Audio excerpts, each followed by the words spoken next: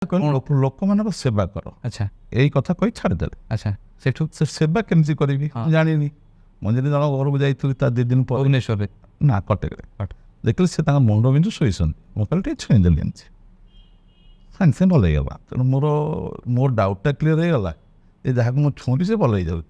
ଛୁଇଁଲେ ଭଲ ହେଇଯାଏ ସତରେ ହଁ ବୋଧେ ତା ଦେହଟା ସେତେବେଳେ ଭଲ ହେଇଯାଇଥିବ ଏଇ ଆପଣ ଭାବିଲେ ନିଜେ ନା ସିଏ ତ ନିଜେ କହିଲା କହିଲା ମୁଁ ଯଦି କମ୍ ସେ କମ୍ ମୁଣ୍ଡ ବିନ୍ଧା ମେଡ଼ିସିନ ଖାଇଥାନ୍ତି ମୋତେ 15-20 ମିନିଟ୍ ଲାଗିଥାନ୍ତା ରିକଭରି ଆଉ 1 ମିନିଟ୍ ଭିତରେ କିନ୍ତୁ ଭଲ ହେଇଗଲି। କ'ଣ ଜାଣିଛ କି? ମୁଁ କହିଲି ନାଇଁ ବି ଜାଣିନି।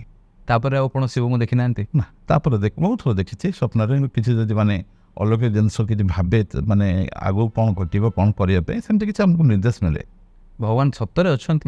ଭଗବାନ ଅଛନ୍ତି। ଯିଏ ଚାହିଁବ ପ୍ରୁଭ୍ କରିଦିଏ। ଆପଣ ଦେଖିଥିବେ ମୋ ଭିଡ଼ିଓଟା ଦେଖନ୍ତୁ ମୁଁ ପ୍ରୁଭ୍ କରି ଦେଖାଏ ଭଗବାନ ଅଛନ୍ତି କି ନାହିଁ। ଏବେ ଯାଇଥିଲେ ଜଗନ୍ନାଥ ମନ୍ଦିର ରଥଯାତ୍ରା ବେଳକୁ ବହୁତ ଲୋକ ଭିଡ଼ ହେଇଥିଲେ, ବହୁତ ସାମ୍ବାଦିକମାନେ ଘେରିଥିଲେ। ମୁଁ ତାଙ୍କୁ ଦେଖେଇଲି ଭଗବାନ ଅଛନ୍ତି ନା ନାହିଁ। ମୁଁ କହିଲି ଡାକିଦେଲି ଲୋକମାନଙ୍କୁ କାହାର ଆଣ୍ଠୁ ଗଣ୍ଠି ମୁଣ୍ଡ ବିନ୍ଧା ଅଛି ଆଗକୁ ପଳେଇ ଆସ। ଇଏ ବୋଧେ ଆପଣଙ୍କ ଦିବ୍ୟ ଶକ୍ତି। ମୁଁ ପଚାରିବାର ବାବା ଏଇ କାରଣ ଯେ ମୁଁ ଭଗବାନଙ୍କୁ ମାନେ ଭଗବାନ ସ୍ୱରୂପକୁ ନ ମାନିପାରେ ଯେ ଏଇ ସ୍ୱରୂପର ଭଗବାନ, କିନ୍ତୁ ଗୋଟେ ଦିବ୍ୟ ଶକ୍ତି ଅଛି ମାନେ ଯିଏକି ଆମକୁ ଚଳଉଛି ବୋଲିକି। କିନ୍ତୁ ସତରେ କ'ଣ ସେମିତି କିଛି ଅଛି ଯିଏ ଆମକୁ ପରିଚାଳିତ କରୁଛି? ସବୁ ଅଛନ୍ତି, ଭଗବାନ ସମସ୍ତେ ଅଛନ୍ତି। ଆଉ କେବେ ଯଦି ତୁମ ସୁଯୋଗ ମିଳିବ ପ୍ରୁଭ୍ କରି ଦେଖେଇଦେବି। କେମିତି ପ୍ରୁଭ୍ କରିବେ, ପ୍ରମାଣ କରିବେ? ତାର ଅଛି କିଛି ଜିନିଷ ମୁଁ ଦେଖେଇ ପାରିବି। ଭଗବାନ କ'ଣ ପ୍ରମାଣିତ କରିବେ? କରିବେ। କେମିତି ପ୍ରମାଣିତ? ଆପଣ ଏଇଠି ବସୁଛନ୍ତି, ଆପଣଙ୍କ ମା ଧର ଘରେ ଦେହ ଖରାପ ଅଛି, ମୁଁ ଆପଣଙ୍କୁ କହିବି ଏଇଠି ପ୍ରେ କରନ୍ତୁ, ଆପଣ ଏଇଠି ମୋ ଭିତରେ ପ୍ରେ କରନ୍ତୁ, ମା ସେଠି ଘର ଭଲ ହେଇଯିବ।